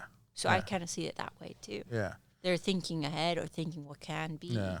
And some people are crazy enough, like, let's make it happen right now. Yeah. Yeah. Yeah. But AI, what are your thoughts on AR and how do you use it in your? I've chatted with AI to ask AI what are the,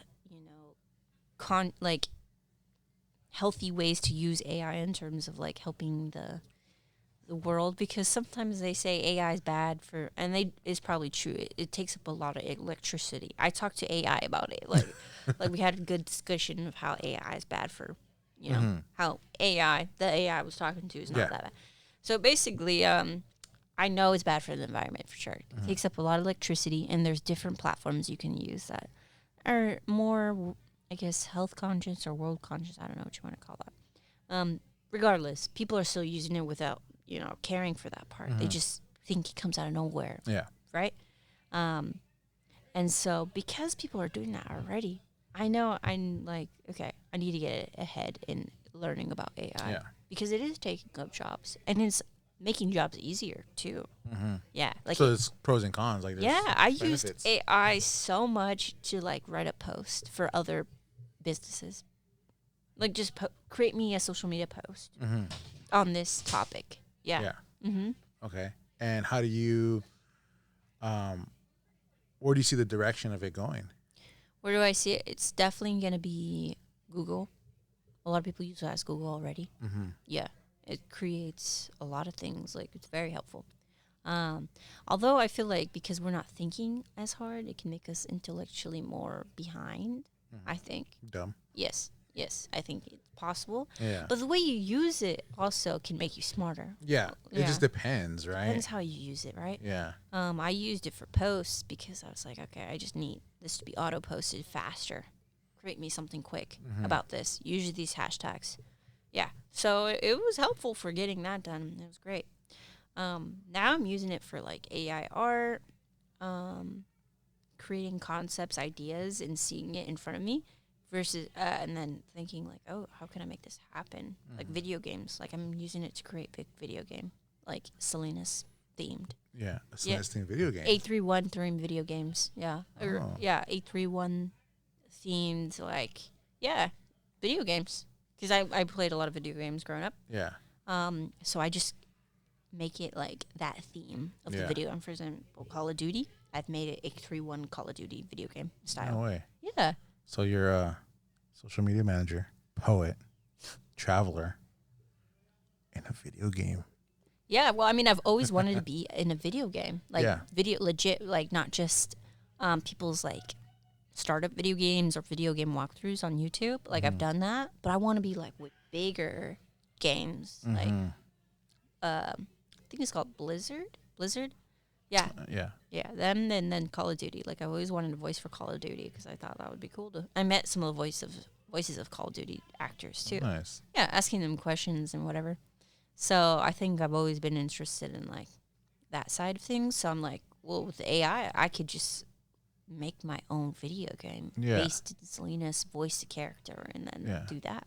You know, now that you're kind of like talking to me, like throughout this conversation, and I'm listening, right, to like what you're saying and like the sound of your voice, I'm like, oh my gosh, I could see that. I could totally picture it. Yeah. You know, and you do have that voice for that. Yeah. Yeah. Oh, that. Yeah. Just imagine like once I edit my voice too, like you can higher the tone, lower the tone, meditation videos. Like that's another thing in my eyes. Like what I'll think I'm planning to do, I'm working on, is meditation videos. Yeah. Yeah. Okay. And like, oh, okay, let me see how if I can relax people or whatever. Because I'm super spiritual too. Mm-hmm. Very spiritual, very like super into astrology. Yeah. Okay. Um, I people have kind of told me too, like, oh, you gotta. Well, I like to think that I got a good DJ voice. You ever like listen to Sunday night slow jams like back in the day? Or at least I think it's still a thing. It might be. Yeah, Sunday night slow jams. I think so. Yeah. Yeah, It sounds familiar. I think I could pull that off. Mm-hmm. Welcome back to Sunday night slow jams. This is your host, DJ. Yeah. Yeah, something You like just that. need the little pop filter so it doesn't hear the like Yeah. the sound. But I always wanted to do one of those characters that are like they sound provocative. The provocative characters. Those are my favorite. Also, like, you know, if you ever listen to that, every kiss begins with K. You know, like Yeah. or something like that. Whatever the commercials on, like, I don't know, something about they sound like kind of luxurious, kind of chocolate. Yeah. Those kind of commercials are funny to me. So I think those are cool. Are you guys looking for a car? Stop on by Auto Center Drive. So, Yeah. Planet Fitness, where fitness is possible. Like Yeah. making it quirky and stuff like, yeah. okay. Mm-hmm. Nice. Yeah, that's why I try to use my voice, my own voice in videos. Just so I like practice, keep continuously in my own videos. So they can like, oh, hear my voice and like, oh, that's Liz Media. Yeah. Yeah. Okay. Nice. So through all this, you know, starting and you talk about Salinas Wars. That would be a cool shirt. Salinas Wars. Yeah, that'd be a cool shirt to make. I just thought of it right now. You heard it here first. Coining it right now. Yeah. I got a Salad Bowl Z shirt. I thought that was cool. Oh. You know, like, Dragon Ball Z, but Yeah. salad. Salad Bowl. Yeah, but like Strawberry Wars. That'd be funny. Strawberry Wars. Oh, that could be like a Like make them themed with like each little city. I don't know what Monterey would be like. Otter Wars. Otter Wars. Wharf Wars. Wharf Wars. Boat Wars. Boat Wars. Turtle Wars. Seal Wars. Yeah, I don't know. Otter Wars is not too terrible, but yeah, something like that. I know. I'm thinking about like maps. If you were to make like a Call of Duty of the area. Yeah, that's what I did. So, I made a Call of Duty of like Salinas. What were some of the maps inside the mall? I made it. Oh, ooh, that's a good idea inside the mall. But I make it post-apocalyptic Oh, because okay. Call of Duty is kind of post-apocalyptic. Yeah. Like it's been through war, right? Mm-hmm. But yeah, the mall would be. That'd be pretty awesome. That'd be a cool map. Yeah, And then yeah. bring back the carousel. Ooh, bring back the carousel. That'd be a good Yes, idea. Yeah, yes. that's a great idea. Yeah, no. Oh, that's awesome. Honestly, shirts of that too. I used to make T-shirts, like anime shirts. Oh, really? Yeah, so but with AI now I can just make designs like I could just pull up one right now and just like create it. Really? Mm-hmm. Yeah, I know. That's the one thing I have. So I use AI with my school. Okay. You know, I type an essay out and I throw it in there. That's so freaking nice because I graduated without before all that, my and I just gosh. get F's and D's. Oh, sorry, I spat too much. I'm just like, oh god, you guys are so freaking lucky. Whoever's in school right now or graduating, because you could freaking use your. I don't know. Do they have anything in place so to prevent that? No, they do. I mean, they all do now. But like, I use it for like, okay, so I type out my essay, I put everything together, So and then I just put it in like I just put it in AI and just say, okay, just kind of like correct the spelling, you know, just kind of the punctuation, just the simple stuff, you know. even then, that's amazing, man. Yeah. So I do that, and I have come up with some images. I have asked AI to kind of do some images for some things that I've worked with and everything, and it has. It's not like 100% like accurate or like, you know, the best, but it's still pretty good. Right. But it's so crazy because like you look at like online, like all these like animations that are made from AI, and they're so good. I'm like, dude, what is that? Like, I need to get to that one, you know? Yeah. So Yeah, I was making some of those last night.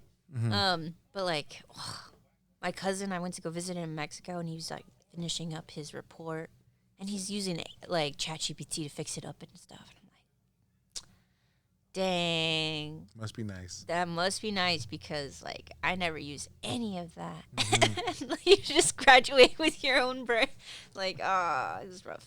And I remember one time my friend, she, like, paid somebody to write her paper.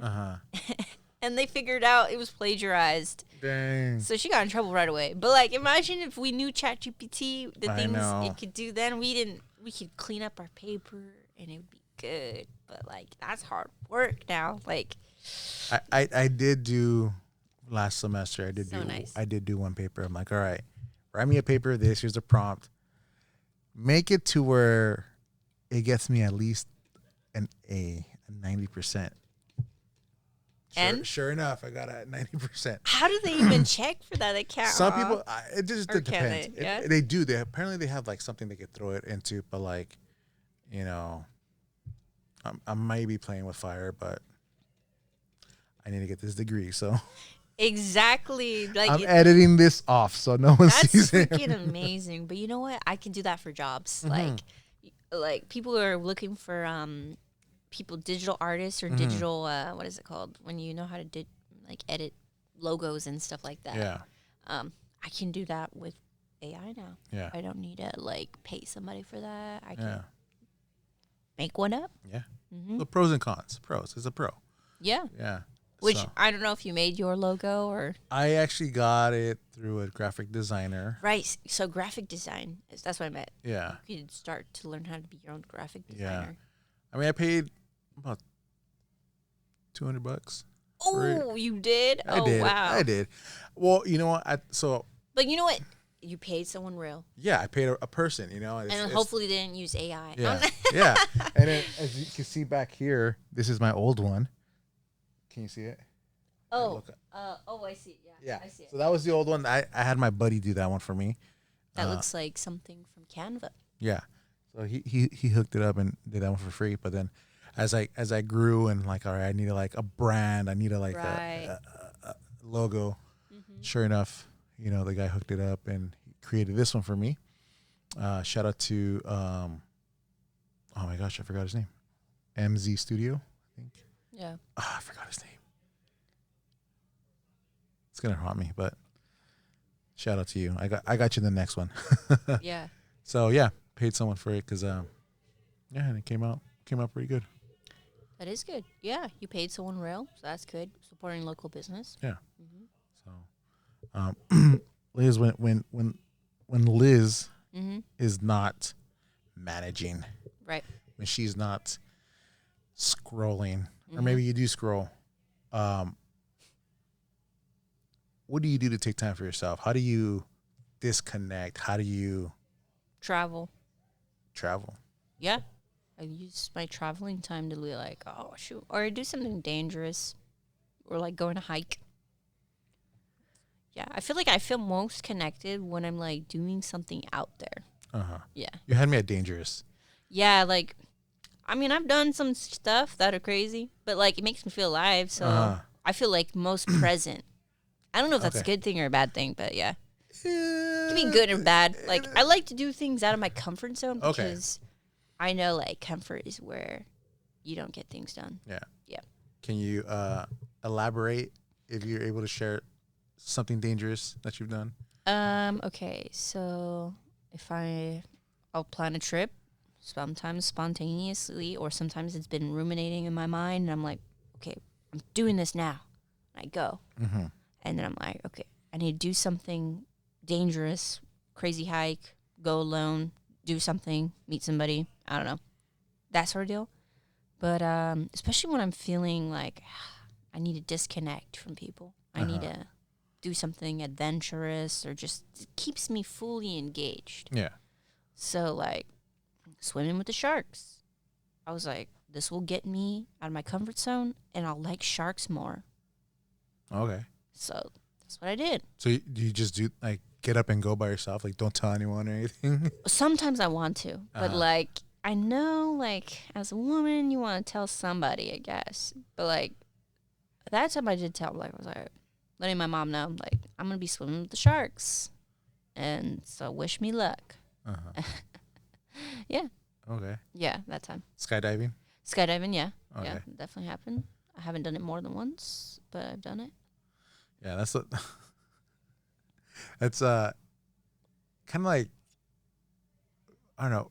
You seek that adrenaline in a way. Yeah, Yeah. but I think because the adrenaline keeps you fully engaged. Yeah. You can't ADHD yourself out of that, if that makes sense. Not that I have ADHD, but I would say you can't unfocus in that kind of present moment when you're in the sky falling. Okay. Yeah. Okay. And as far as traveling, what was your last travel? Last one was like 4 months ago Uh-huh. to Thailand and Japan and Korea. Oh, okay. And Korea, I just threw in there because it was just on the way to like Thailand. Nice. Yep. I think I met a Korean person in Miami one time when I was like traveling solo. And I just got so mad at her because I was like, dang, you're like 19 from Korea. You're here in Miami. I'm just like, either you got money or you got balls. And I'm just like, I was like salty there. And I want to do that. That's what I want. So I'm like, I'm going to your country because yeah. I'm going to your country. I'm going to go. It's going to be the opposite way now. Yeah.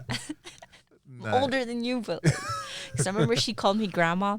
So I was older than her because she's 19, but she's like traveling around, not like, and I was older than her, but like a few years.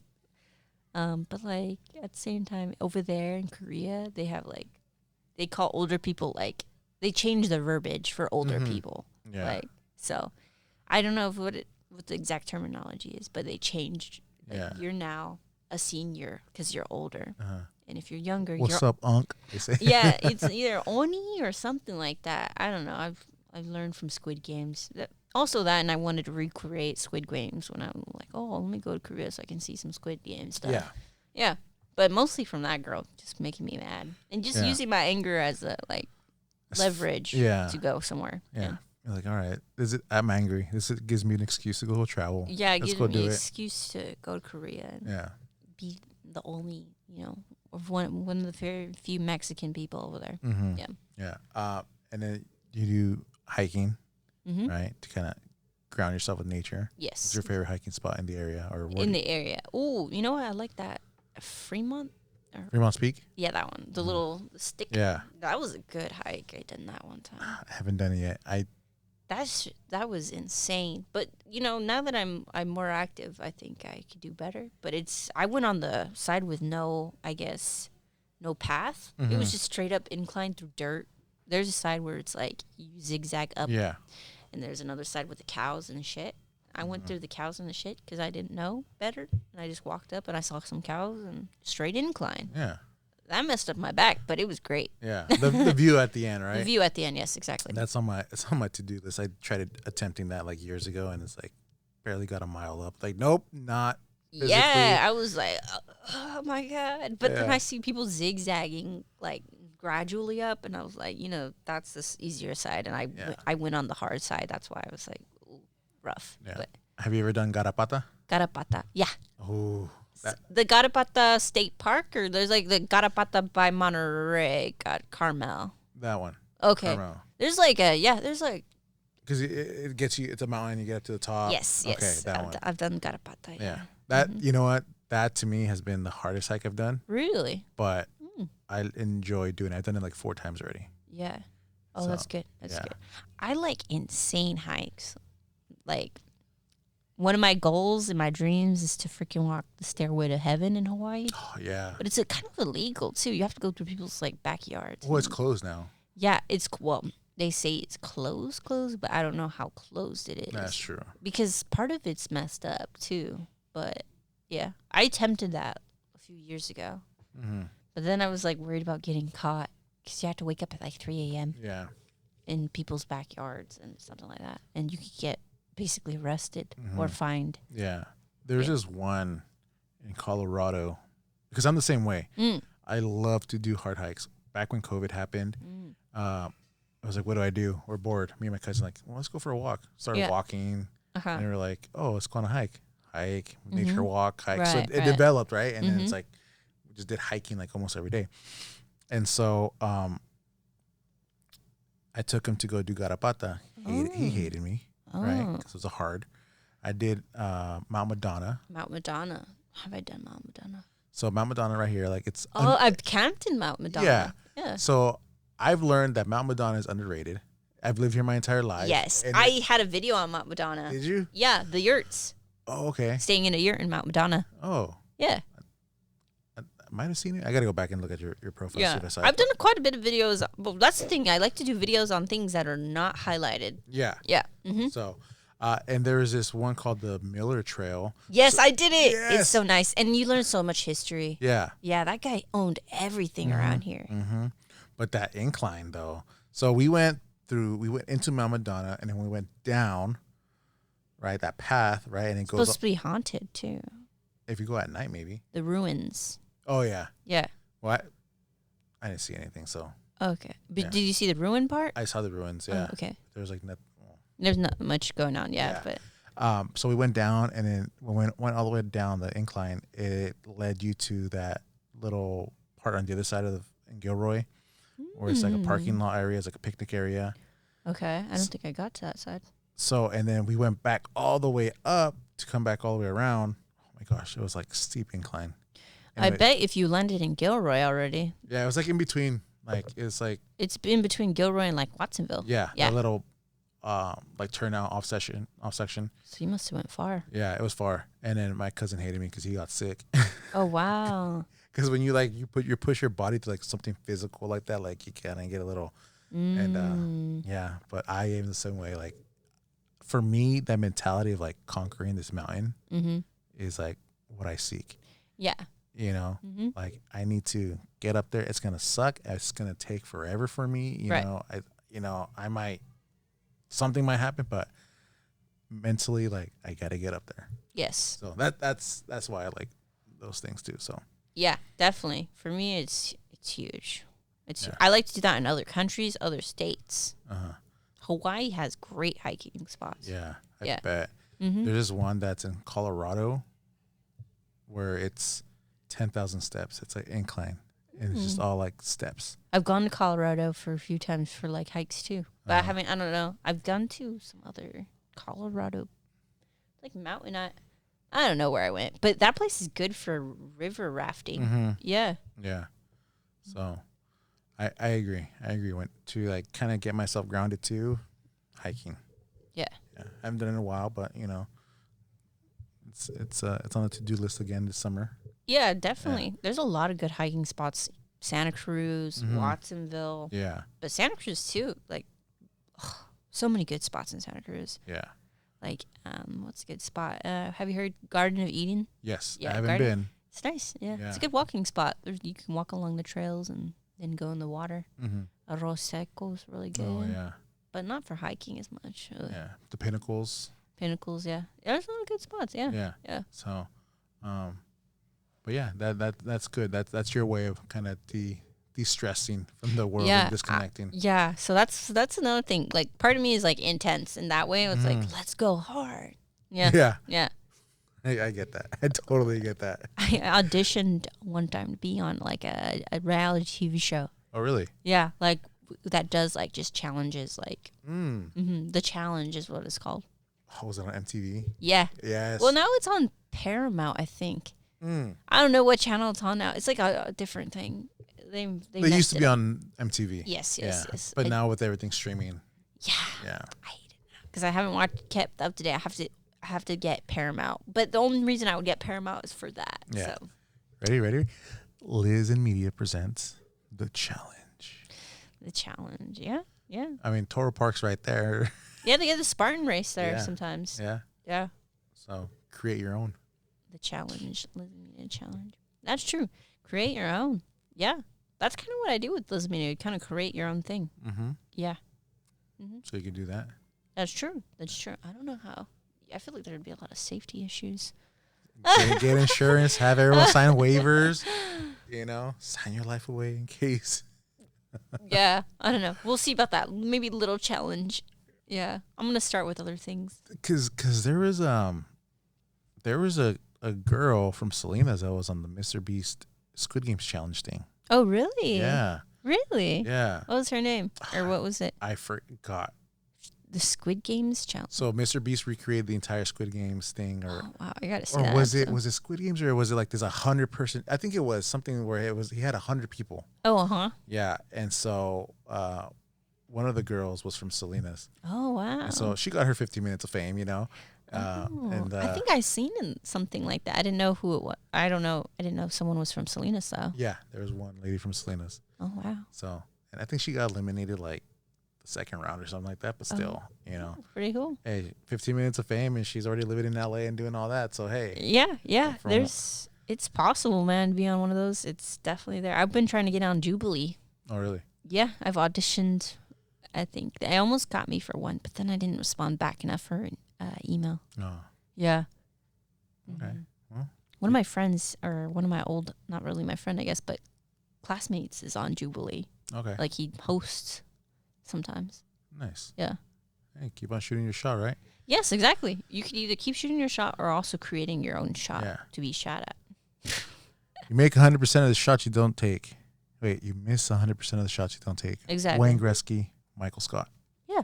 Yeah. Exactly. I agree. So, Mm-hmm. Liz, as we come usually at the end of the show, ask what piece of advice do you have for whoever's listening, to whoever's watching?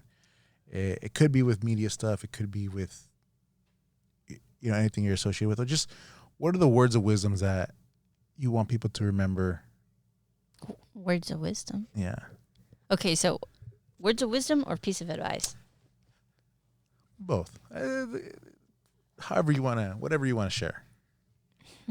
Just on like media and that kind It could be anything, because people sometimes people may not relate because they don't work in that field, but just in general, what is a piece of advice or just some wisdom that you want to instill that you want people to remember you from? Okay, dang, that's a lot now. I'm like, oh, which one is it? Okay, wisdom, advice. I would say just do what you want to do. I feel like it's better to just do the action of whatever you're trying to do. Yeah. Yeah. And educate yourself, because that's how I learned how to be a social media manager. I just watched videos and then I was like, let me do it. Mm-hmm. And then apply to jobs that are related to that. And yeah, fake it till you make it. Make it till you make it. Yeah. Okay. But the real way I learned how to do this is basically doing it, the action. Mm-hmm. Okay. There Yeah. you go. Yeah. There you go. Do it. Fake it till you make it. Fake it till you make it. You Do get- the action. Yeah. All right. There you go. You guys heard it here. You guys heard it from Liz right here. Well, Liz, want to thank you again for joining me, coming onto the show. Like I kind of mentioned, you were kind of skeptical. You didn't know if you wanted to do it because you're like off the camera person. But I'm so thankful that you decided to come on and just do this this podcast. Sometimes you just just do it. Like, Yeah. oh, okay. Like you can overthink a situation if you think about it. Yeah. Yeah. So I thank you for taking time and coming out. So, guys, at Liz and Media, right, on Instagram. Where else can they find you? They can find me on TikTok, YouTube. Actually, just look for me on my YouTube. Is it also Liz and Media? Yeah. Okay. Listen Media YouTube. And I'm going to have merch and stuff like that coming out too. So, there you go, guys. So, Liz and Media, Liz. Guys, thanks again for watching El Local Podcast 831. Stay tuned till the next one. I'll see you guys next episode. God bless. See y'all later.